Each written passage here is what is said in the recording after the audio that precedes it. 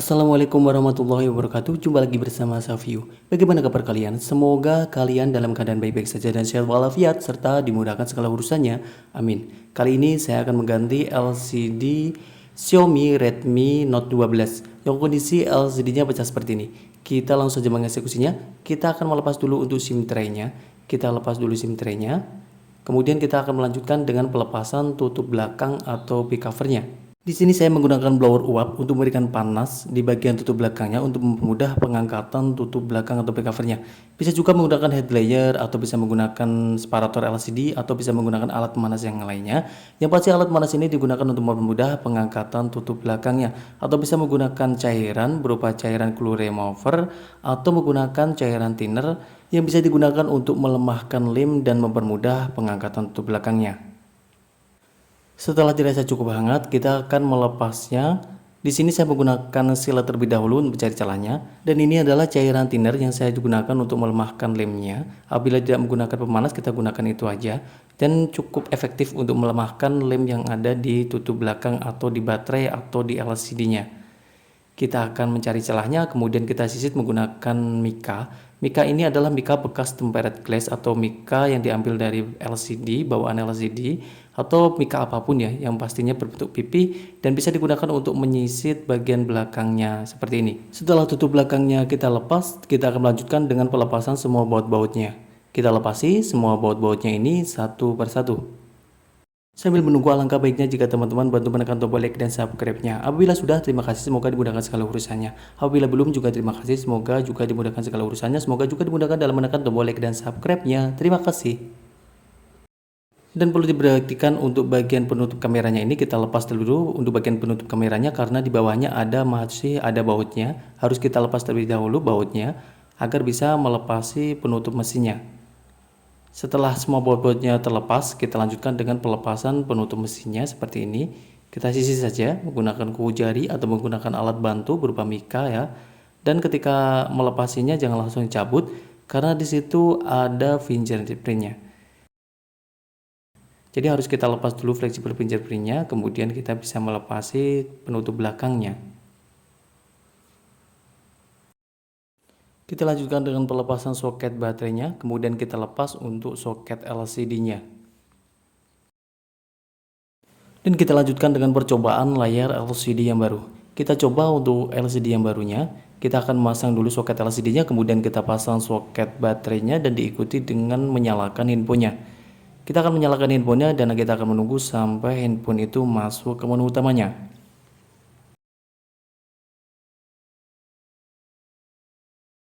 Setelah handphone itu masuk ke menu utamanya, kita akan mencoba fungsi LCD dan touchscreen-nya.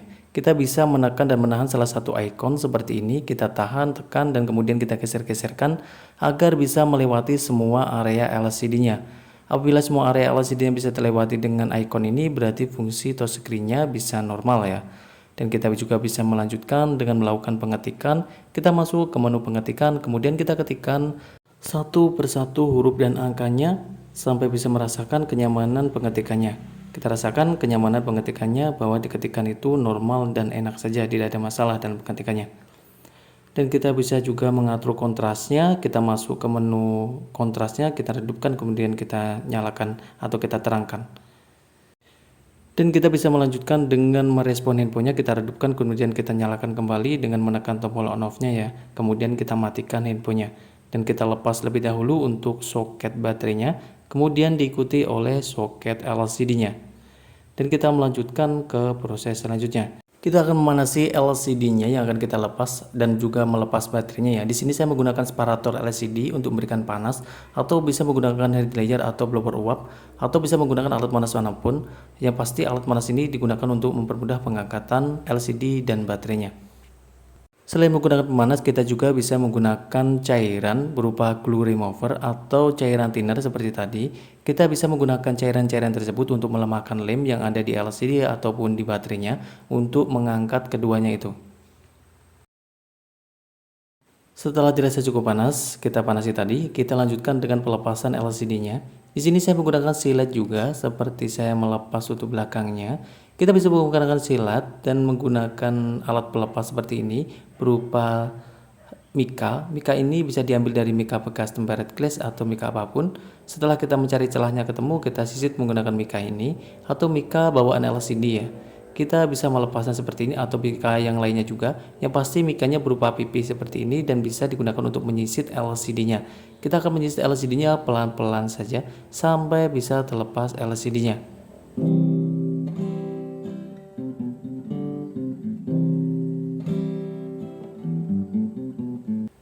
Setelah LCD terlepas, untuk perhatikan juga untuk bagian atas LCD-nya tadi ternyata nempel di LCD yang bawaannya.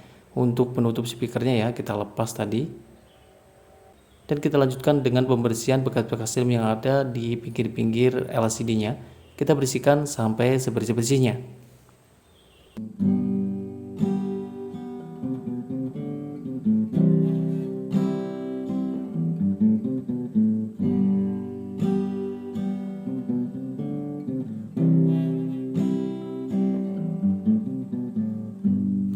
Dan ini adalah penutup speakernya yang tadi kita pasang kembali.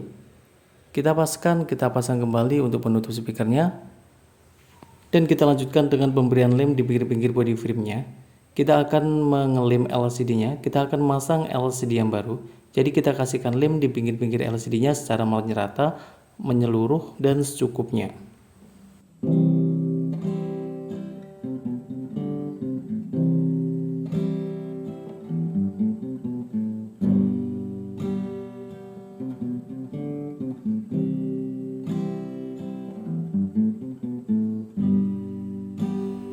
Dan kita lanjutkan dengan pemasangan LCD-nya. Sebelum LCD ini benar-benar dipasang, kita yakinkan bahwa plastik-plastik di belakangnya ini terlepas semuanya ya di belakang LCD-nya agar tidak menutupi kameranya. Dan kita paskan LCD-nya, kita pasang secara sempurna, kita paskan, kita presisikan, kita senterkan antara kanan kiri, atas dan bawah. Kita yakinkan dia berada pada titik senternya. Kemudian kita lanjutkan dengan menahan sementara LCD itu dengan menggunakan karet atau menggunakan alat penahan yang lainnya seperti isolasi atau penahan LCD. Ya pasti penahan LCD ini digunakan untuk menahan sementara sampai LCD itu kuat dan kering.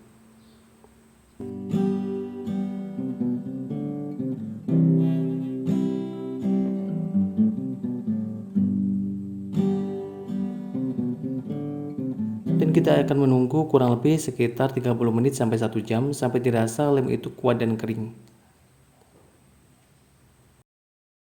Setelah dirasa lem itu kuat dan kering, kita akan melepasi penahan LCD-nya. Kalau menggunakan karet, kita lepas seperti ini karetnya. Apabila menggunakan isolasi, kita lepasi isolasinya. Apabila menggunakan penahan LCD, kita lepasi semua penahan LCD-nya. Kita akan membersihkan bekas-bekas lem yang ada di pinggir-pinggir LCD-nya ini sampai sebersih-bersihnya ala kadarnya.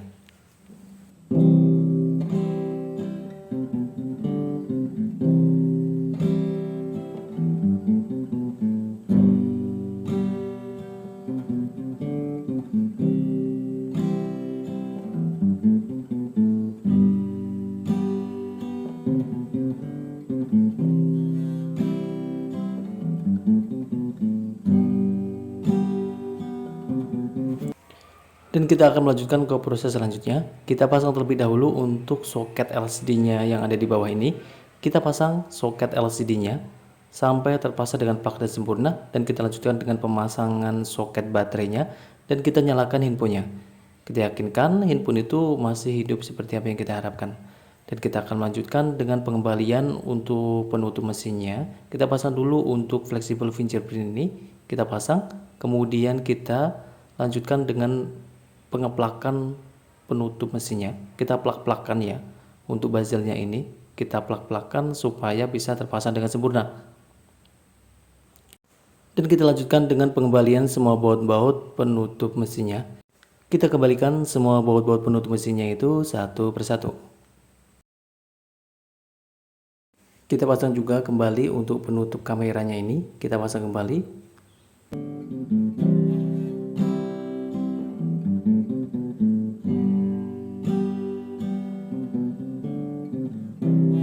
Dan kita lanjutkan dengan pemberian lem di penutup belakangnya. Kita akan masang kembali untuk penutup belakang atau back covernya ini. Jadi kita kasihkan lem kembali untuk merapatkan penutup belakangnya agar bisa terpasang di body frame-nya. kita kasihkan lem secara merata, menyeluruh, dan secukupnya di pinggir-pinggir penutupnya.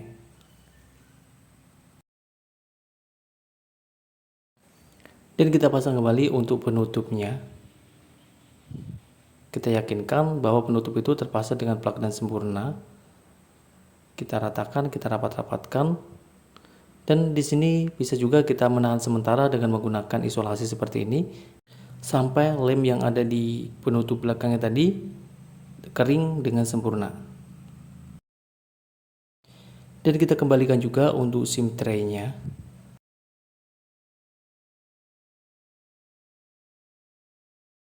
Dan kita langsung saja melanjutkan dengan pemasangan tempered glass atau anti gores-nya.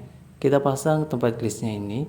Kita akan membersihkan terlebih dahulu untuk LCD-nya. Dengan pembersih bawaan tempered glass ini, ada nomor 1 dan nomor 2. Kita bersihkan dengan nomor 1 terlebih dahulu, yaitu yang basah. Kita bersihkan sampai sebersih-bersihnya.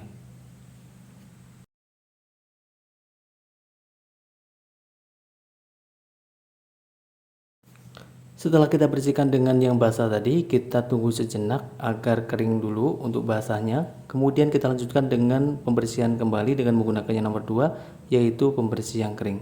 Kita akan membersihkannya dengan sebersih-bersihnya juga. Dan kita pasang tempered glass-nya. Kita yakinkan tempered glass itu center di titik tengahnya. Kita yakinkan bahwa tempered glass itu telah terpasang di titik tengahnya antara kanan, kiri, atas dan bawah harus seimbang. Dan kita paskan, kemudian kita pasang tempered glass-nya.